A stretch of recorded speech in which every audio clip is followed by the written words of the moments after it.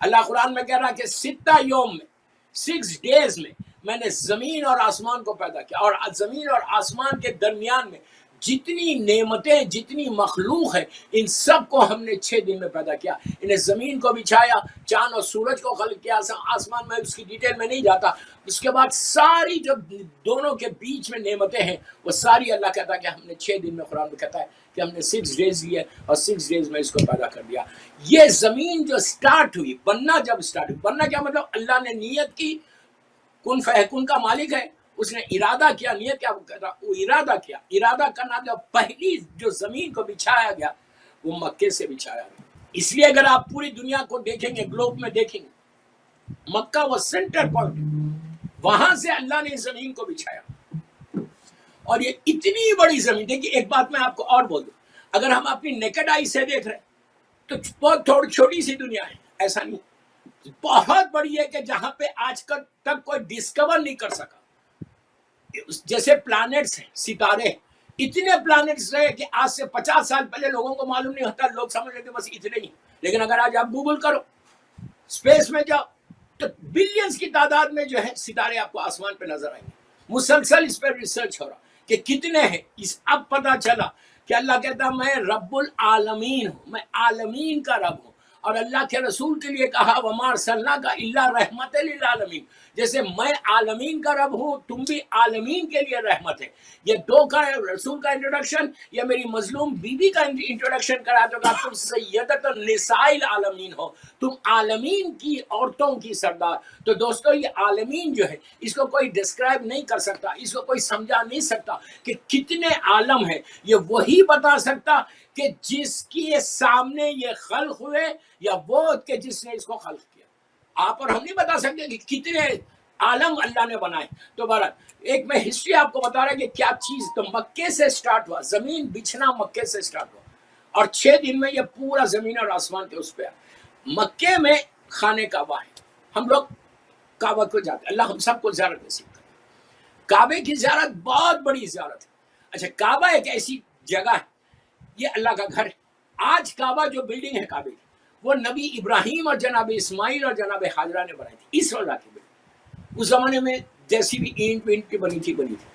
اس کے بعد اسی جگہ وہی اسپاٹ کے اوپر، وہ جو اسپاٹ ہے کعبے کا، جو زمین جس کا آپ طواف کرتے ہیں، اللہ نے شروع سے وہاں پہ ایک نور کا خیمہ بنا تھا، نور کا خیمہ تھا، اور وہاں پہ ملائکہ جو ہے طواف کرتے تھے، سارے ملائکہ وہاں آ کے طواف کرتے، 24/7 طواف ہوتا تھا۔ یہ کب تک تھا یہ نور کا خیمہ؟ ایون نبی آدم، اب آپ ایک تاریخ کا واقعہ سن لیں، نبی آدم جب زمین پر آئے تو اس وقت زمین پہ کچھ نہیں تھا، پوری زمین خالی تھی۔ آپ یو کین امیجن، پوری زمین خالی تھی، نہ کوئی بلڈنگ ہے، نہ کوئی انسان ہے، کوئی نہیں۔ اور آدم آ رہے جنت سے، آپ سوچو جنت سے، جنت ہوتی، جنت سے جب نیچے آئے تو زمین بالکل خالی، اور دن کا وقت تھا۔ جبرائیل آئے لے کر آدم کو، جناب حوا الگ آئیں اور جناب آدم الگ اترے۔ کس جگہ پہ اترے تاریخ میں مختلف جگہیں بتائی گئی، اس کی بحث میں نہیں جاتا، میری ٹاپک جو ہے اسی پہ ہو۔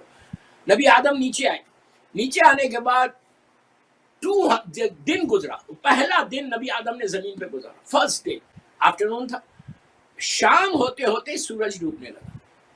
سورج جب ڈوبنے لگا تو پوری دنیا میں اندھیرا چھا گیا، بالکل اندھیرا، اور وہ بھی چاند کی ابتدائی تاریخیں تھی تو روشنی بھی نہیں تھی چاہتی۔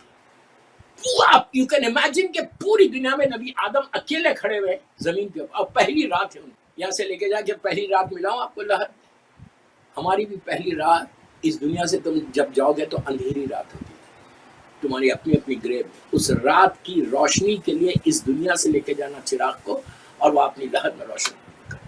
نماز شب اس کے لیے بہت اچھی چیز ہے۔ نماز شب اگر کوئی پڑھتا ہے تو اللہ اس کی لہر میں پہلی رات کو روشنی کر دیتا ہے۔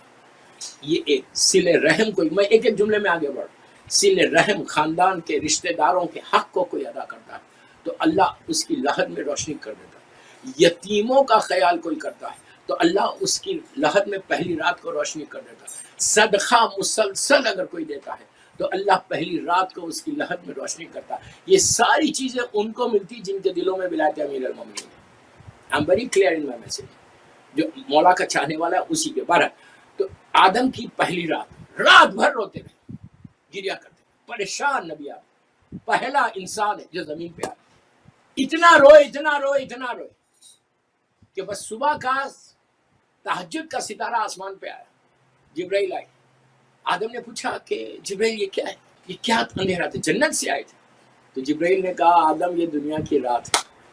समझ में आई बात, ये दुनिया की रात है। तो कहा ये रात जाएगी कैसे, ये अंधेरा खत्म कैसे हो?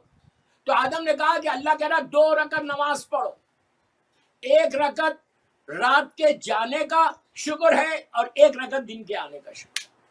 यही 2 रकत नमाज औलाद आदम पे फजर की वाजिब की गई। आज जो हम फजर की 2 रकत नमाज पढ़ते हैं, ये नबी आदम ने पहली दफा पढ़ी थी जमीन के ऊपर, कि 1 रात के जाने का शुक्र है, 1 दिन के आने का शुक्र है। नमाज पढ़ी, दिन निकल गया।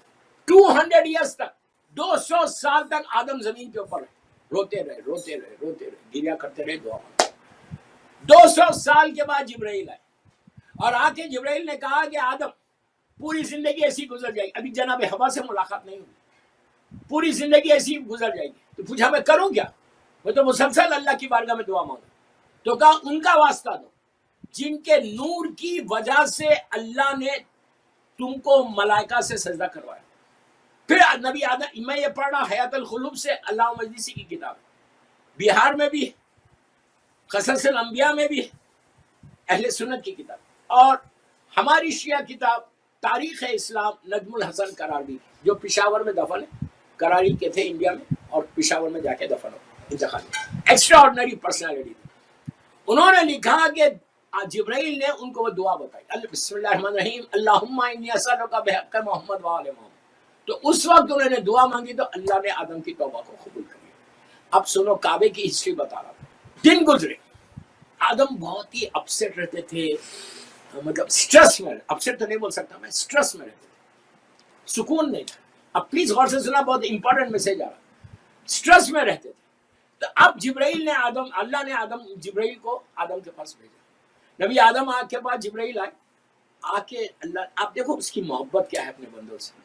अल्लाह ने कहा कि आदम, हमने तुमको तुम्हारी खिलाफत वापस कर दी, तुम्हारी तौबा कबूल कर ली, फिर तुम इतने स्ट्रेस में क्यों? मैं अपनी लैंग्वेज में बोल रहा, तुम फिर इतने स्ट्रेस में क्यों?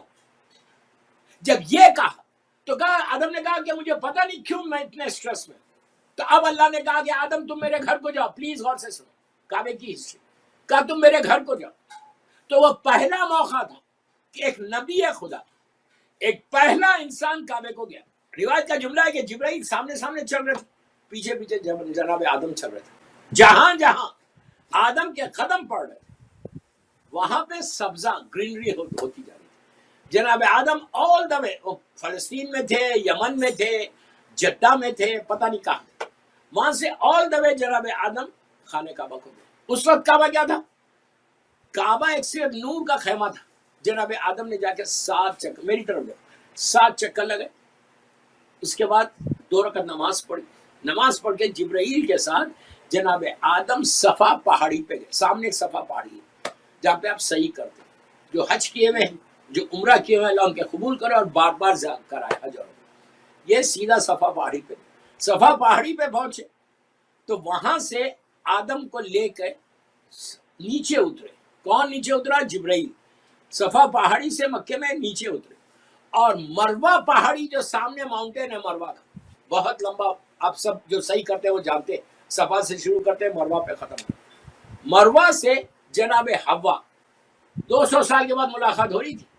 मरवा से जनाब हवा नीचे आई और जनाब आदम और जनाब हवा, ये लोग वो कोहे रहमा, वो जो रहमत का पहाड़ है, आज भी है मक्के के अंदर। जो लोग हज उम्रे में जाते हैं वहां जाके जरूर जाते, जबल रहमा बोलते हैं इसको, जबल रहमत, जबल ने पहाड़, रहमत का पहाड़, ये दोनों वहां पहुंचे। अब मेरी तरफ देखो, दोनों वहां पहुंचे, जनाब आदम और जनाब हवा। ना आदम ने हवा को पहचाना, ना हवा ने आदम को पहचाना। दुनिया में आने के 200 साल के बाद, 200 ईयर्स के बाद इन दोनों की मुलाकात। जन्नत में साथ थे, जन्नत में साथ थे, लेकिन दुनिया में आने के बाद एक दूसरे को नहीं पहचाना। इसीलिए दुनिया की परेशानियां, तकलीफें, स्ट्रेस चेहरे पे वो आ गया। जब पहुंचे तो बीच में जिब्राइल थे। जिब्राइल ने कहा आदम ये हवा है। हवा से कहा ये तुम्हारे शौहर आदम। तो दोनों से मिला, इसीलिए उसको जबल रहमा बोलते, ये रहमत का पहाड़। آج بھی وہاں پر ہے، لوگ جاتے ہیں، زیارت کرتے ہیں، دعائیں مانگتے ہیں، اللہ ان کی دعاؤں کو قبول کرو، بالکل خانہ کعبہ کے بالکل پیچھے. تو وہاں دونوں سے ملاقات ہوئی. اس کے بعد پھر یہاں پہ نکاح ہوا ان دونوں. نکاح ہونے کے بعد اب ان کی زندگی آدم اور حوا کی وہاں سے مکے میں شروع. بس اب یہ بات کو تو میں روکتا. اب خانہ کعبہ کا آپ جاتے ماشاءاللہ وہ جگہ. خانہ کعبہ میں کیا ہے؟ خانہ کعبہ میں اگر آج کوئی جانا چاہ رہا آج تو کیسا جائے گا؟ سیدھا مکے میں جا سکتا ہو، لیکن حکم ہے کہ کعبے میں جاؤ. سارے مسلمانوں کے پاس کعبے میں جاؤ تو اللہ نے، میں اپنی لینگویج میں آپ کو سمجھانے کے لیے بول رہا، 4 چیک پوسٹ بنائے جس کو میقات بولتے ہیں. 4 چیک پوسٹ ہے. کعبے میں جانے کا ایک کنڈیشن ہے، شیعہ سنی ساروں کے پاس ایک ہی ہے کہ آپ کو میقات پہ جانا لازم ہے، واجب. آپ ایسے ڈریس پہن کے کعبے میں نہیں جا سکتے. کب؟ پہلی مرتبہ اگر آپ جا رہے، فرسٹ ٹائم آپ مکے کو جا رہے، تو مکے کا کنڈیشن ہے مکے میں انٹر ہونے کا، کعبے میں انٹر ہونے کا، کہ آپ احرام پہننا لازم، 2 ٹاول کو باندھنا، اور میقات پہ جانا واجب ہے، بغیر اس کے آپ نہیں جا سکتے. میقات کیا ہے؟ مدینہ منورہ سے اگر کوئی آ رہا تو اس کی میقات ہے مسجد شجرہ، جہاں سے اللہ کا رسول اور کئی پورے معصومین جب مدینے سے آتے تھے تو وہیں شیعہ سنی ساروں کی ایک ہی میقات ہے. بہت میسو آج کل مسجد بن گئی، وہاں پہ میقات ہے، اور وہاں سے ہم احرام پہن کے آتے. اس لیے کہ وہاں جانے کے بعد آپ ایک کنڈیشن ہوتا کہ آپ غسل کرتے، میں اس کو ڈیٹیل میں نہیں جا رہا، غسل کرتے اس کے بعد 2 احرام پہنتے. احرام کیا چیز ہے؟ احرام ایک 2 ٹاول ہے، بالکل کفن کی طرح. ایک 2 ٹاول ہے، ایک نیچے باندھتے ایک اوپر باندھتے. یہ پہنتے آپ نیت کرتے کہ میں عمرے کا احرام پہن رہا یا حج کا احرام پہن رہا، جو بھی ہے، اس لیے کہ مجھے کعبے میں جانا ہے. تو اس وقت آپ وہاں پہ جب نیت کرنے کے بعد 3 مرتبہ تلبیہ پڑھتے، بسم اللہ الرحمن الرحیم، لبیک اللہم لبیک، لبیک لا شریک لک لبیک، ان الحمد والنعمت لک والملک لا شریک لک لبیک. آپ لبیک کے معنی کیا ہے؟ آپ اپنی سروسز، اپنی خدمت آفر کر رہے ہیں. آپ یہ بول رہے ہیں کہ پروردگار میں حاضر ہوں تیری بارگاہ میں، میں حاضر ہوں تیری بارگاہ میں. احرام پہنتے ہی سب سے پہلے انسان کی زبان پہ تلبیہ دی کہ لبیک اللہم لبیک، کہ اللہ میں حاضر ہوں تیری بارگاہ میں. اور اس کے بعد آپ کہتے ہیں لبیک اللہم لبیک، لبیک لا شریک لک لبیک، یعنی کوئی خدا نہیں ہے تیرا، کوئی شریک نہیں، تو واحد و یکتا. اس کے بعد لبیک اللہم لبیک، لبیک لا شریک لک لبیک، ان الحمد تیری تعریف، والنعمت تیری نعمت ہے. یہ ساری چیزیں پڑھنے کے بعد 3 دفعہ تلبیہ پڑھنا واجب ہے. 3 دفعہ تلبیہ پڑھنے کے بعد آپ کے اوپر 21 چیزیں حرام ہو جاتی، 21 چیزیں حرام کر دے ہو جاتی. مثلا کیا حرام ہوتا؟ آپ بالوں میں تیل نہیں ڈال سکتے، آپ داڑھی کو یا بال کو کم، 2-3 چیزیں بتا رہا، کاٹ نہیں سکتے، آپ کسی کو مار نہیں سکتے، یعنی چونکہ ایون اینٹ کو بھی آپ اس طرح نہیں مار سکتے، اس لیے کہ آپ کا پورا ایک ڈیڈیکیشن، پورا آپ کا خلوص آپ اللہ کی طرف، آپ کسی کو نہیں دیکھ رہے. لبیک آپ نے کہہ دیا، احرام آپ نے پہن لیا، یا عمرے کا احرام ہو یا حج کا احرام ہو، اسی انداز سے آپ کو جانا ہے کہ بالکل ڈیڈیکیشن کے ساتھ کہ پروردگار کچھ نہیں ہے، کچھ نہیں سوائے تیرے، کچھ نہیں، اور ہم آ رہے تیری بارگاہ میں. یہ پورا سفر طے کر کے انسان مکہ جاتا. بات کو میں یہاں روکتا. اب دوسری آپ کو میقات بتاتا. دوسری میقات ایک بہت امپورٹنٹ ہم شیعہ نے حیدر قرار کے لیے، اگر کوئی جدہ سے آ رہا، مثال کے طور پہ کوئی جدہ سے آیا اور اس نے فلائٹ لے کے مدینہ چلا گیا تو کوئی مشکل نہیں، لیکن اگر جدہ سے وہ خانہ کعبہ کی طرف جا رہا، ٹورڈز کعبہ جا رہا، تو جو جدہ کا میقات ہے وہ کون سا میقات ہے پتہ ہے آپ کو؟ جوفا. یہ جوفا کون سی جگہ ہے؟ یہ وہی جگہ ہے جہاں واقعہ غدیر ہوا. ہمارے لیے بہت بڑی جگہ ہے، اس سے بڑی کوئی جگہ ہی نہیں ہے. جہاں واقعہ غدیر ہوا، جہاں پہ اللہ کے رسول نے پورے more than 100,000 لوگوں کو روک کے مولا کی ولایت کا اعلان ہوا، جس جگہ پہ دین کے لیے مکمل ہونے کا اعلان ہوا، یہ وہی جگہ. آج بھی جوفا میں بہت بڑی مسجد بنی ہے، لیکن وہاں لکھا ہوا نہیں ہے غدیر. یہ ہمارے علماء یہ کہتے ہیں کہ یہی وہ جگہ تھی جہاں واقع غدیر ہوا. غدیر خم بولتے ہیں. خم ایک کنواں تھا، ایک ویل تھی، اس ویل کا نام خم تھا، جس اسپاٹ کے اوپر یہ واقعہ ہوا. بارہ جوفا ایک میقات ہے، طائف میں ایک میقات ہے یمن والوں کے لیے، اور ایسٹرن پروونس والوں کے لیے. 4 میقات ہے مکے میں. نبی آدم مکے، اللہ نے کہا تھا کہ آدم جاؤ میرے گھر کا طواف کرو تو تمہارا سٹریس دور ہوگا. آج میں پہلا پیغام اہل بیت چینل پہ دے رہا ہوں کہ اگر کسی کو آپ آزما کے دیکھنا، اس لیے کہ ہمارے ساتھ کچھ کئی ایسے واقعات ہوئے، آزما کے دیکھنا، اگر خدا نہ خاصا جو آج کل ایک بیماری ہے پوری دنیا میں، لوگوں کو اتنا سٹریس، پیسے کا سٹریس، گھر کا سٹریس، یہ سٹریس وہ سٹریس، کہ انسان میڈیسن پہ آ جاتا. سٹریس کو دور کرنا ہے، سٹریس کو دور کرنا ہے تو عمرے پہ جاؤ. سٹریس کو دور کرنا ہے اللہ کے گھر کو جاؤ، اور جا کے وہ طواف 7 چکر میں تمہارا سٹریس دور ہو جائے. اس لیے کہ نبی آدم کو اللہ نے کہا، اور اتنا بڑا اللہ اگر کہے کہ تم آؤ میرے گھر کو تم کو سکون ملے گا، تو یہ بہترین ایک میسج تھا کہ جب بھی موقع ملے، جہاں بھی موقع ملے، اللہ کے گھر کو جانا لازم ہے. اچھا وہاں پہنچے مکے کے اندر، اب جب انٹر ہوتے تو جیسے ہی حدود مکہ آ جاتا، باؤنڈری آف مکے کی باؤنڈری آتی، آپ تلبیہ چھوڑ دیتے، ورنہ راستے بھر آپ تلبیہ پڑھ دیتے. اس میں جھوٹ بولنا نہیں، جھوٹ تو یوں ہی بولنا نہیں، جھوٹ بولنا نہیں ہے، جھوٹی قسم کھانا نہیں ہے، یوں بھی نہیں کرنا. وہ ساری چیزیں ایک دفعہ احرام پہننے کے بعد آپ جیسی مکے میں داخل ہوتے آپ کو تلبیہ چھوڑ دینا پڑتا، اور اپنے چہرے کو اینے میں نہیں دیکھ سکتے، بال نہیں نوچ سکتے، انہیں ہزا خوشبو نہیں لگا سکتے، بیوی آپ کے اوپر حرام ہو جاتی. اسی لیے ہمارے پاس طواف النساء ہے کہ جب پھر طواف النساء کرنے کے بعد پھر آپ کے اوپر آپ کی وائف حلال ہوتی. لیکن آپ اپنی وائف کے ساتھ عمرہ کر سکتے، حج کر سکتے، ایسا نہیں ہے. بیوی حرام ہو جاتی. بہرحال جب مکے میں پہنچے، مکہ پہنچنے کے بعد خانہ کعبہ کا ہر کارنر کا ایک ثواب ہے، خانہ کعبہ کے ہر کارنر میں ایک دعا ہے.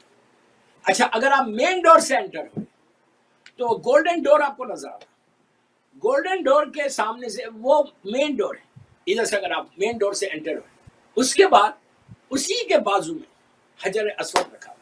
اب یہ حجر اسود کی ہسٹری کیا ہے؟ What is this black stone?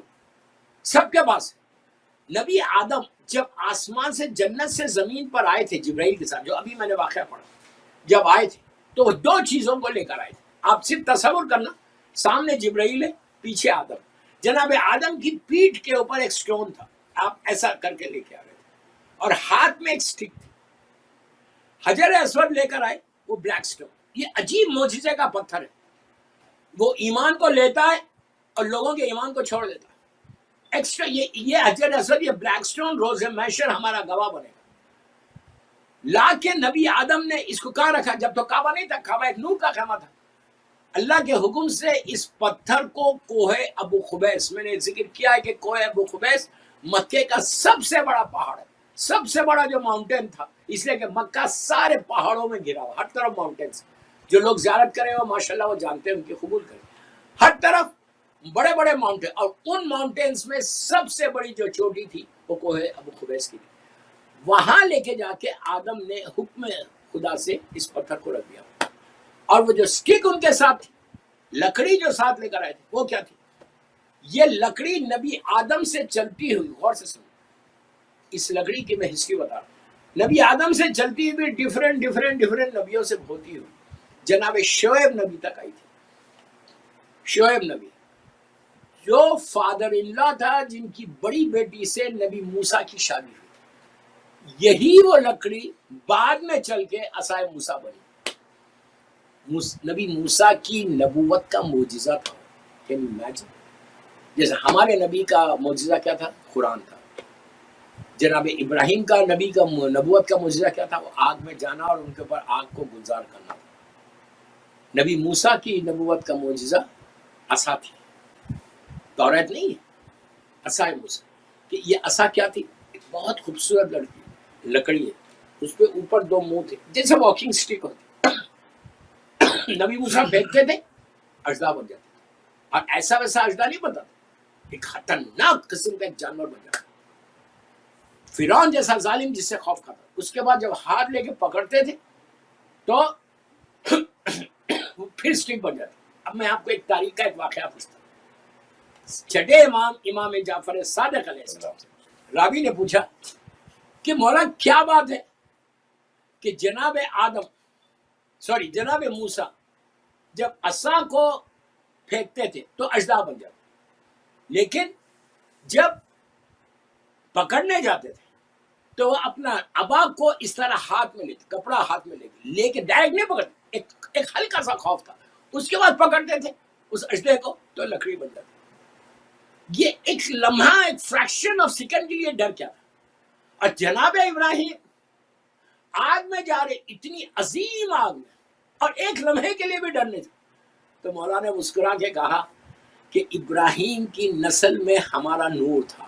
اچھا ایک بات یہاں اور روک کے بولوں، اگر کسی کو اولاد نہیں ہے، کوئی بے اولاد ہے، اور آپ نہیں جا رہے عمرے پہ، کوئی اور جا رہا، کعبے کی زیارت کو کوئی اور جا رہا، تو آپ اس سے بھی کہلا سکتے کہ وہاں پہ کہا گیا کہ اگر کوئی بے اولاد ہے اور وہاں پہ کھڑے رہ کر وہ دعا کرے، جناب حاجرہ اور جناب اسماعیل کا واسطہ دے کے اللہ کی بارگاہ میں دعا کرے، تو اللہ اس کو اولاد عطا کرتا. اگر قسمت میں نہیں بھی ہے تو وہاں پہ، اور بعض ہمارے علماء یہ بولتے ہیں کہ جناب رباب کے بچوں کا، شہزادی سکینہ، شہزادی علی اصغر کا واسطہ دے کے بھی اگر کوئی وہاں دعا کرے، اس لیے کہ یہ سارے علماء لکھ رہے شیعہ سنی کے اولاد کے لیے بہترین جگہ ہے کہ اگر کوئی شخص جا کے وہاں پہ دعا مانگے جناب حاجرہ اور جناب اسماعیل کا واسطہ دے.